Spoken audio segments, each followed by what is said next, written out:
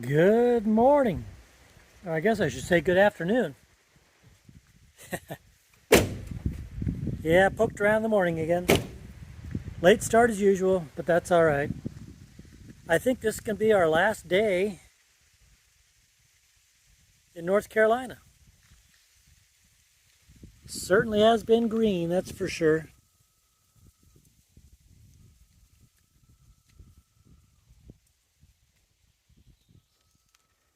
And where's North Carolina going to take us today? I don't know, but I don't think we're going to be on the Blue Ridge Parkway. So let's head on out.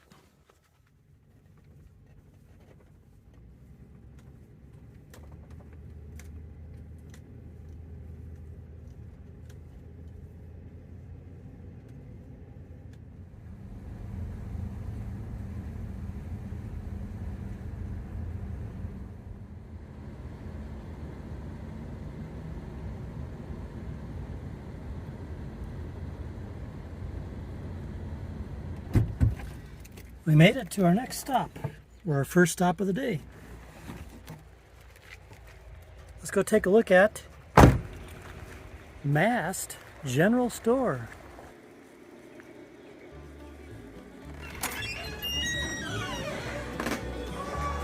Howdy. Good, how you doing? So this is the Mast General Store, which started actually out in the 1850s as Taylor and Moore General Store.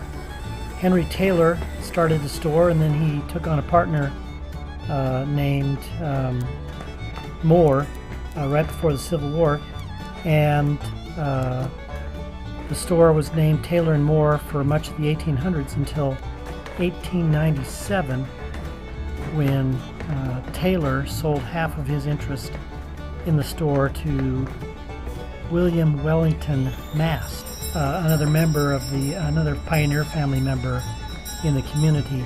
And so then at that time, the store was known as the Taylor and Mast General Store until 1913, when the remaining half was purchased by Mr. Mast. And then from then on, it was the name on the store had Mast in the name of the store for most of the time. For the next 60 years, the store was owned and operated by the Mast family, and then they tried to carry everything that their neighbors needed, from plow points to cloth, cradles to caskets, which led to the popular saying that if you can't buy it here, you don't need it. In 1930, Mr. Mast signed a contract with Standard Oil, later known as Esso, as you saw on the sign in the beginning, which is now known as Exxon. And so ever since then, they've carried that brand of gas in their store here, which has been one of Standard Oil's longest term retailers. Credit was extended to all who needed it, and payments were often made in trade, say like a chicken for a flat sack of flour, and so on. Now, later on, the operation of the store was passed from Mr. Mast to his son Howard, who continued to run the business in the same manner, providing for the needs of the community. And then Howard passed it along to his son, H. The store was sold by the Mast family in '73 to a doctor from Atlanta and a professor at Appalachian State University. And then around that same time, you saw the plaque, I think, on the door when we first came in. It was named a National Register of Historic Places. That was in '73. In November of '77, the doors were closed, presumably just for the winter season, in the hopes of reopening in the spring of '78. However, that didn't pan out. And so the residents of Valle Crucis banded together in an effort to save the store. And then in 1980, John and Faye Cooper purchased the store and reopened it in June of 1980. And since that time, it's regained its reputation as the store that had everything. So John and Faye Cooper, they were from Florida but had ties to the mountains. And when they bought it, they listened to the locals as they dropped by to see what was happening. And they decided to try and get back to being what the store once was to kind of having everything the community needed. So tin pails, washboards, nuts, bolts, nails, Saturday night specials. And if you're too young to know what that is, that's a wash tub that's big enough to be used as a bathtub. When they opened it in June of '80, there were 2 rooms filled with the merchandise. And not only did they have merchandise that would serve the local folks, but even little that would be of interest to those from far away. So they had milk, they had bread, cast iron stuff, feed, chicken scratch, mouse traps, berry baskets, things of that sort. And then slowly but surely more and more locals started to come back in, and word spread about the Mast store being open once again. And after that, they got the post office back in, which had closed at one time. And then as the years went by, news articles started cropping up about the store opening and the uniqueness of the store. And it really took on a life of its own when the store was featured in an article in 1987 in Southern Living magazine, and then in mid-December of that year, and then January of the following year, when Charles Kuralt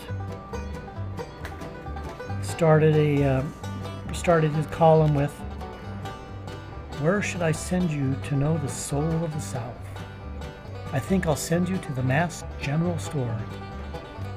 And the rest, they say, is history.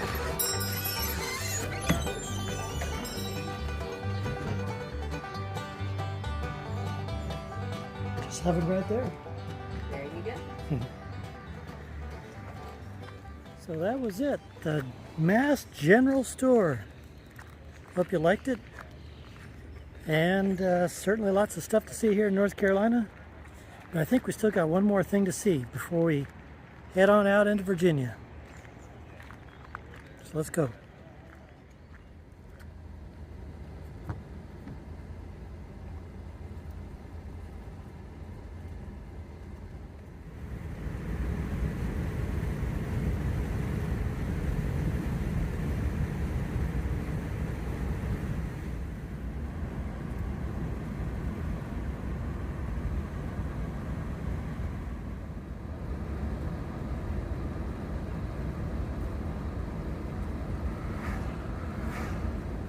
All right, one last sight to see in North Carolina before we head out of the state. Welcome to Mount Airy, North Carolina, otherwise known as, you see this? Mayberry, RFD.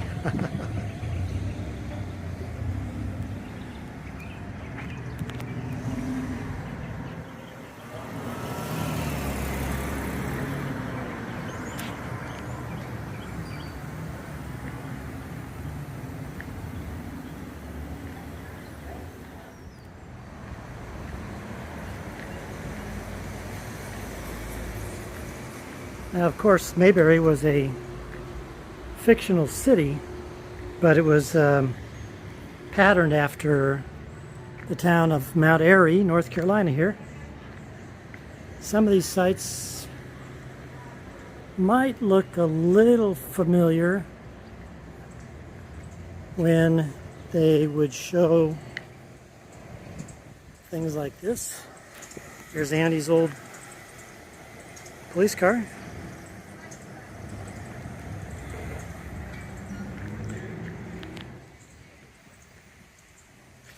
But this is the main drag in town, and sometimes you would see in the television show that they would show this, but mainly it would be centered around, of course, the sheriff's office and courthouse.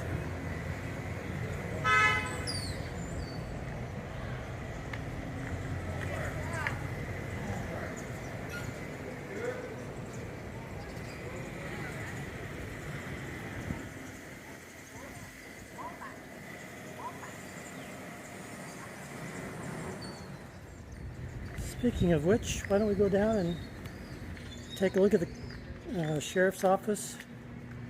And, oh, how about this? Goober's filling station, you remember that? Let's go take a look. But before we head down there, remember Floyd the barber? Yeah, there's the barber shop. Nobody home right now. How about that, huh?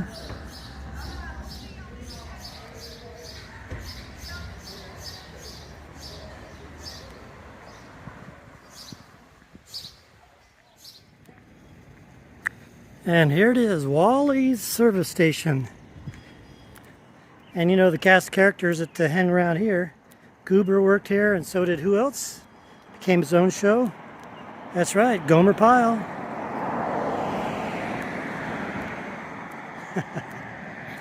Gone are those innocent days, right? With those innocent TV programs. The Andy Griffith Show. So that was our quick visit to Mount Airy / Mayberry, and our last visit in North Carolina. So I guess it's only fitting that we finish up North Carolina with something old, huh? So onward and upward, wherever else it is you're going to be going. But see you next time. Anyway, you're probably asking yourself, wait, how'd you get up here so fast? From the last video. Well,